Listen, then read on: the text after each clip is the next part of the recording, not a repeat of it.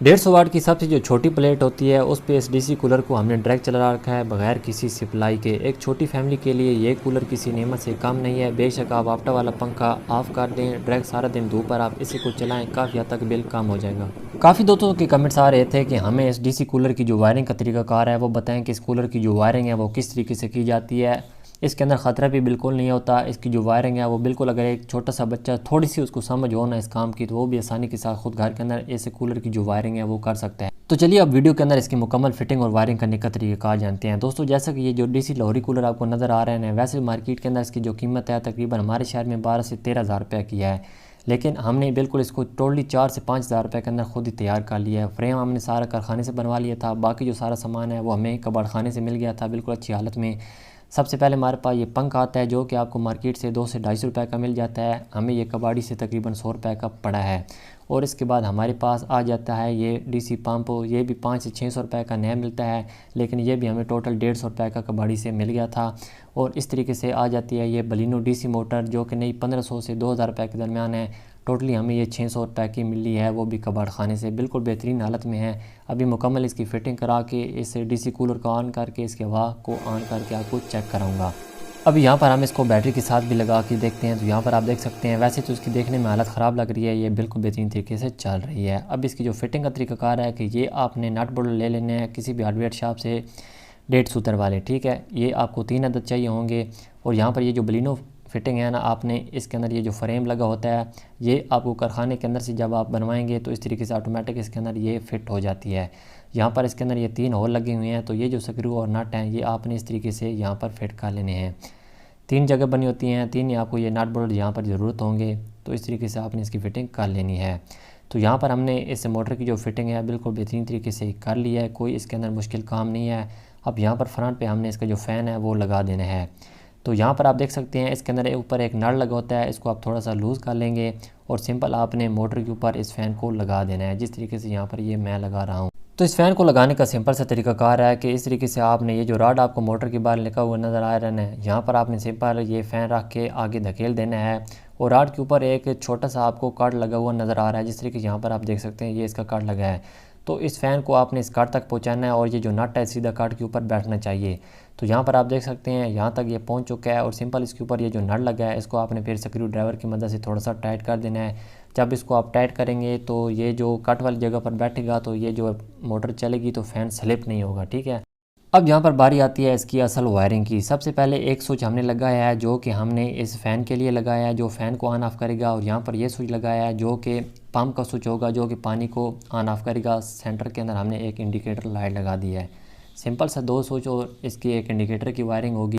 तो इस कूलर की वायरिंग करने के लिए आपने फ्लेक्सिबल वायर का इस्तेमाल करना है जो कि 1.5 mm यानी 1.5 mm की आप वायर ले सकते हैं। मेरे पास ये कुछ वायर के टुकड़े पड़े थे, तो यहाँ पर कलर कोडिंग नहीं होगी, लेकिन वायर चूँकि पड़ी थी तो इसलिए मैं इसी को इस्तेमाल कर रहा हूँ। ब्लू को हम माइनस वायर के लिए इस्तेमाल करेंगे और बाकी ये जो हमारे काली 2 तार के आप नज़र आ रही हैं ये एक हमारी ये मोटर के लिए वायर होगी, ठीक है, प्लस की, और दूसरी जो हमारी काली वायर होगी वो हमारे पंप की प्लस की वायर होगी।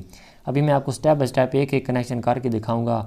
तो सबसे पहले हमारे पास ये जो काली तार है ना, ठीक है, जो कि हमारी स्विच से होगी, समझ लीजिए हमारे पास रेड वायर है।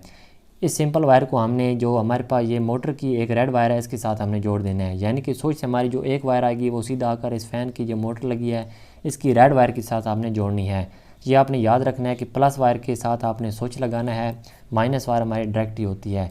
तो सिंपल हम यहाँ पर एक, चूँकि हमारे पास काली तार अवेलेबल थी तो इसलिए मैं ये इस्तेमाल कर रहा हूँ।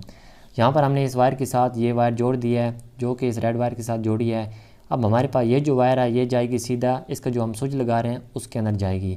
जैसा कि यहाँ पर आप देख सकते हैं यहाँ पर हमारा ये फ़ैन का स्विच होगा ना, इस वायर को सिंपल हमने जो स्विच का नीचे वाला पॉइंट है यहाँ पर लगा। अब इसके बाद हमारे पास रह जाती है ये मोटर की काली तार जिसको हम माइनस की तार कहते हैं, और वैसे अगर इलेक्ट्रिकल वायरिंग कर रहे हो तो इसको हम न्यूट्रल वायर कहते हैं। तो यहाँ पर सिंपल हमारे पास ये माइनस की वायर है ना जो कि सोलर प्लेट की आ रही है माइनस की वायर, इस माइनस की वायर को हमने सिंपल जोड़ देना है मोटर की ये जो काली तार है ना इसके साथ हमने जोड़ देना है। इलेक्ट्रिकल एसी वायरिंग के अंदर हम इसको न्यूट्रल का कनेक्शन कहते हैं, लेकिन यहाँ पर ये डीसी की वायरिंग है ना, तो यहाँ पर ये जो हमारी वायर होगी इसको हम माइनस कहेंगे, जो कि प्लेट से माइनस की वायर आ रही है। सिंपल इसको हमने मोटर की इस माइनस वायर के साथ जोड़ देना है और एक लूपिंग छोटा सा वायर का टुकड़ा जोड़कर सिंपल यही से हमने पंप की जो काली तार होगी उसी के साथ जोड़ देना है। तो प्लेट की जो माइनस की वायर है इसको सीधा हमने मोटर की माइनस वायर के साथ जोड़ दिया है, और जो मोटर का रेड होगा ये जाएगा सीधा स्विच के अंदर, क्योंकि स्विच से हमने इस मोटर को अपनी मर्जी से ऑन ऑफ करना है। अब रह जाता है हमारे पास पंप की दो वायरें।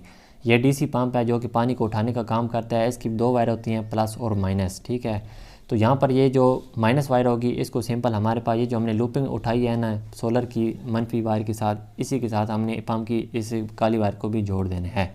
और ये जो हमारे पास रेड वायर होगी ना पंप की, ठीक है, ये जाएगी सीधा इसके साथ हम वायर लगाएंगे और जाएगी सीधा स्विच के अंदर। तो जैसा कि यहाँ पर भी आप देख सकते हैं पंप की एक माइनस की वायर को हमने सेम इसी माइनस वायर के साथ यहाँ पर लूपिंग कर दी है, और ये जो रेड वायर बच की थी इसके साथ हमने एक काली वायर का पीस जोड़ा है और सिंपल हमने स्विच के अंदर लगा दिया है, जो कि हमारा पंप का स्विच है। यहाँ पर ये काली वायर लगा रहा हूँ, आप यहाँ पर रेड वायर लगाएंगे। इस तरीके से दोनों जो स्विच के कनेक्शन है मुकम्मल हो चुके हैं। अब यहाँ पर हमारे पास ये जो प्लेट की माइनस वायर होगी ना, सिंपल जो वायर प्लेट की माइनस वायर आएगी उसके साथ हम इसको जोड़ेंगे। यहाँ पर अब हमारे पास इंडिकेटर लाइट लगी है, तो इंडिकेटर की दो वायरें हैं। सिंपल एक जो वायर है स्विच के ऊपर पॉइंट पे हम लगा देंगे यहाँ पर, ठीक है।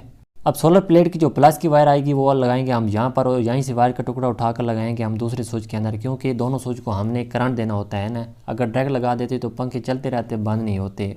इंडिकेटर वायर भी एक हमने यहाँ पर जोड़ी है, दूसरी हमारे पास ये माइनस की वायर है। सिंपल यहाँ पर हमारी ये माइनस वाली तार है, तो इंडिकेटर की माइनस को भी हम यहीं पर जोड़ देंगे। अब जैसा कि यहाँ पर हमारे पास ये सोलर की समझ लें वायर आ रही हैं सीधा कूलर की अंदर, ठीक है, यहाँ पर आ गई हैं।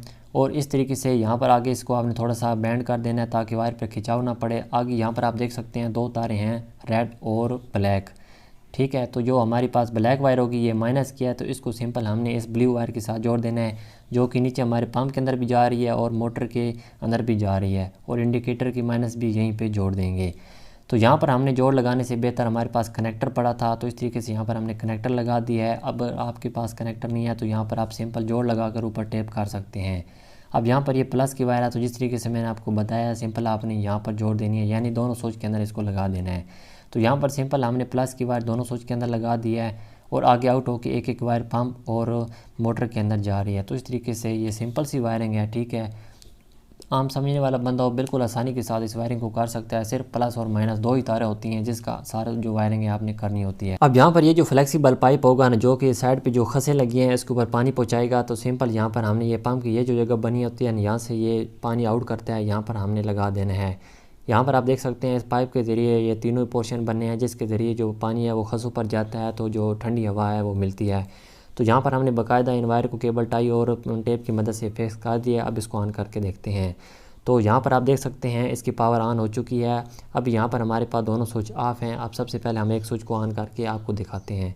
तो यहाँ पर हमने ये पहला स्विच ऑन कर दिया है। तो यहाँ पर आप देख सकते हैं जैसे मैंने स्विच ऑन किया तो जो पंखा है वो बिल्कुल बेहतरीन तरीके से फुल स्पीड के साथ यहाँ पर ये चल पड़ा है। इस लोहरी कूलर की यही खासियत होती है, एक तो इसकी जो हवा है वो बहुत ही ज़बरदस्त ठंडी होती है, और दूसरा इसकी जो स्पीड है वो काफ़ी ज़्यादा होती है। मेरे पास प्लास्टिक में भी डीसी कूलर पड़ा है, लेकिन उसकी जो स्पीड है और इसकी जो स्पीड है उसमें काफ़ी ज़्यादा फ़र्क है, ठीक है, क्योंकि उसकी जो स्पीड है वो मुझे कुछ इतनी ख़ास नहीं लगी है, इसकी निस्बत इसकी स्पीड काफ़ी अच्छी है। जैसा कि यहाँ पर इसका कनेक्शन भी मैं आपको दिखा देता हूँ। ये सिंपल हमारी जो वाइट कलर की वायर है वो एक सोलर पैनल लगा है 150 वाट वाला, ठीक है, 150 वाट वाला सोलर पैनल लगा है। ये उसकी काली तार आ रही है, और यहाँ पर हमने डायरेक्ट इसके अंदर ये मेल फीमेल प्लग लगा रखा है, जिसको हम सुबह तकरीबन 7 बजे इस तरीके से लगा देते हैं, और शाम तकरीबन 5 बजे तक ये बिल्कुल बेहतरीन तरीके से सारा दिन चलता है। जब तक धूप रहती है ये बिल्कुल बेहतरीन तरीके से चलता है, और शाम टाइम हम इसका जो प्लग है निकाल देते हैं। सख्त गर्मियों में छोटी फैमिली के लिए ये कूलर किसी नेमत से काम नहीं है। आप सारा दिन धूप पे डायरेक्ट इसको चला सकते हैं बगैर किसी टेंशन के। इससे आपका जो बिजली का बिल है वो भी काफ़ी हद तक कम आ सकता है, क्योंकि आप बेशक जो वापटा पे पंखा चलाते हैं वो ना चलाएं,